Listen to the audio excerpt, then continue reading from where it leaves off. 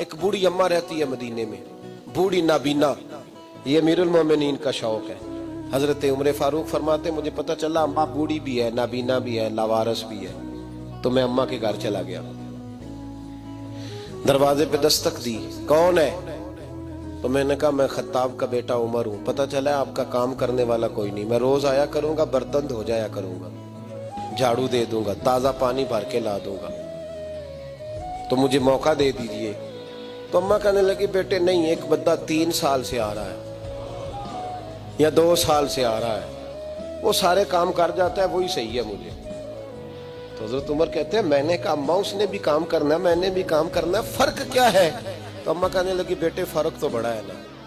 وہ 3 سال سے آ رہا ہے، میں پوچھتی ہوں تیرا نام کیا ہے تو وہ بتاتا ہی نہیں، میں نابینی ہوں، پوچھتی ہوں تیرا نام کیا ہے تو وہ کہتا ہے اماں کام صحیح کرتا ہوں کہ نہیں، نام پوچھ کے کیا کروں، 3 سال سے نام نہیں اس نے بتایا اور تو پہلے دن ہی آ کے کہتا ہے میں خطاب کا بیٹا عمر ہوں، تو فرق تو بڑا ہے نا، وہی صحیح ہے۔ تو جناب عمر فرماتے ہیں میں نے کہا میں نے بھی آج ڈھونڈنا ہے یہ کون ہے۔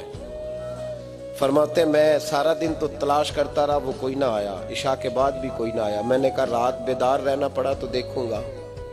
اماں کے گھر کے سامنے جھاڑی میں چھپ کے بیٹھا تھا، وہی ہوا جس کی امید تھی۔ امیر المومنین ابو بکر صدیق کا دروازہ کھلا،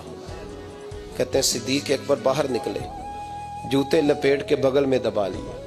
خرامہ خرامہ بوڑھی کے گھر گئے، امیر المومنین خلیفۃ المسلمین، کہتے ہیں میں بیٹھا دیکھ رہا تھا، ابو بکر بوڑھی اماں کے گھر میں جھاڑو دے رہے تھے، پھر میں نے دیکھا ان کے برتن مانج رہے تھے، پھر اماں کے لیے ابو بکر صدیق پانی بھر کے لا رہے تھے، پھر تازہ کھانا اسے دے رہے تھے، کھجوریں دے رہے تھے۔ کہتے ہیں ڈیوٹی کر کے ابو بکر باہر نکلے تو میں سامنے کھڑا ہو گیا، غور سے چہرہ دیکھا، میں نے کہا یار تو کس صندل کا بنا ہوا ہے، کن خوشبوؤں میں تو رچا ہوا ہے، تیری ترتیب کتنی حسین ہے یار، تیرا جو بھی صفحہ الٹتا ہوں کوئی نئی خوشبو ہی نکلتی ہے، چل بتا۔ باقی باتیں تو ایک طرف رہیں، یہ جوتے کیوں اتار کے بغل میں دبائے؟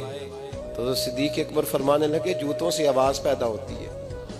میں اماں کی نوکری کرنے جا رہا ہوں، دنیا کو تو نہیں نہ بتانا کہ ڈیوٹی کر رہا ہوں، اس لیے یہ جوتے اتار لیے ہیں، میں اپنے اور اپنے رب کے درمیان راز رکھنا چاہتا ہوں۔